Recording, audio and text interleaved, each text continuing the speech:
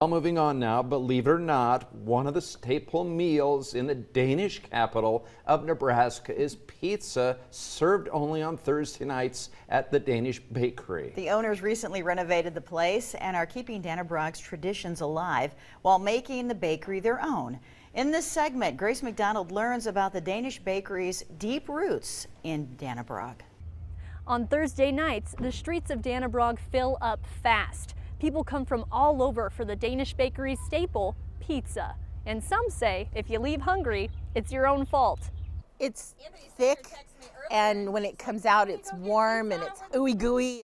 And no distance is too far for a taste. Well, I live in Kissimmee, Florida, so I live a long ways from here. The original owner, Tom Schroeder, started the business in 1991. Back then, he called it the Danish Baker. Well, I didn't have to learn too much because I like good food, so I know what it tastes like. You can't be a good cook unless you know what it's supposed to taste like. He got the idea for a pizza night during one of Dannebrog's Grunlovsfest celebrations. A vendor served everybody pizza in the basement while they waited out a tornado warning. From there, his take on the classic dish became a hit, serving up to 200 a night, each weighing about 7 pounds. One of the reasons we had so many is I had the World Herald came out and talked to me about my pizza. Busloads came through town to experience it and be serenaded by Tom's guitar. Then, floods swept through Dannebrog in 2019. I had 6.5 inches of water here in the dining room floor, so the basement was plumb full. And about 200 people came to save the Danish Baker. After fixing up the place, Tom decided to pass the business on to a former employee. He'd always tell me when I was younger that I was going to own this place. And I was like, no, I don't think so. But here I am. Kelsey Wilson returned to her hometown with her husband Justin and bought the Danish Baker just before the COVID-19 pandemic.